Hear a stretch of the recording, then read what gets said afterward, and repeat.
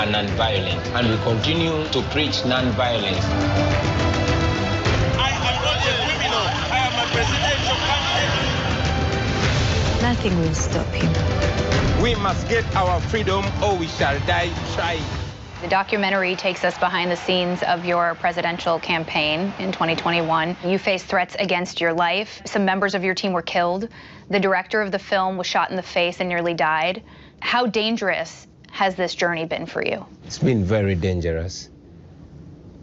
But it can only get more dangerous. I mean, the only thing that is more dangerous than the way it is keeping quiet about it. You were arrested, thrown in jail, charged with treason. What was that period of your life like? Man, it was crazy.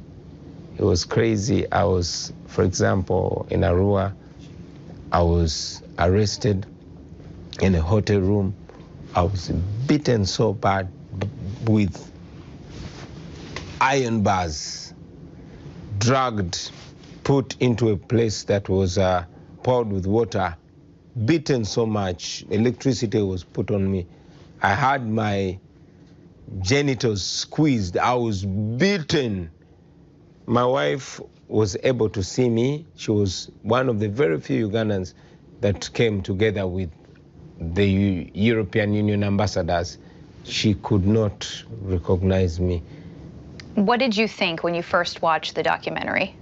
Only a small fraction of the violence was shown. The documentary does not do justice to the detail of the operation back home, of the violence, of the medieval torture.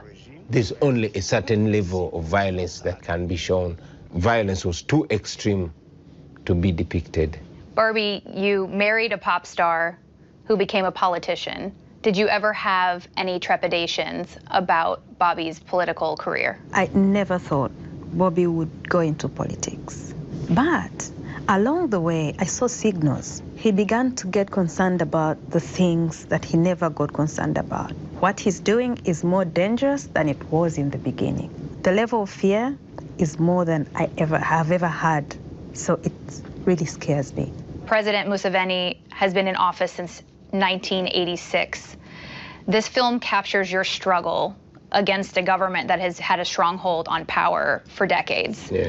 How difficult is your journey ahead?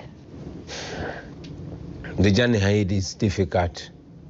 And what makes it even more difficult is the fact that the regime back home is enforced by superpowers and the world's greatest democracies, including the United States of America. If General Museveni was just alone using Ugandan taxpayers' money to oppress us, we would fight and win the battle even much more easily. But we cannot fight against $1 billion every year that is being given to Uganda.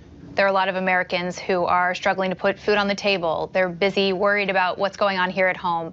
Why should they watch this film and why should they care about your story? They should care about our story because it is not only our story, it is their story too, whether they know or they don't know. They are paying for our oppression through their taxpayers' money, and they can stop it. They can petition, they can reach out to their leaders and ask them to change policies. General Museveni ordered the military to take charge and unleashed untold violence. I was put under house arrest. He, using the army, once again declared himself president.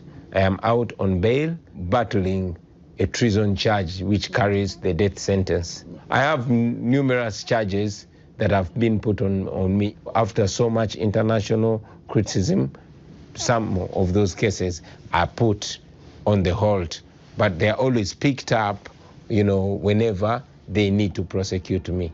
What's your message to Museveni?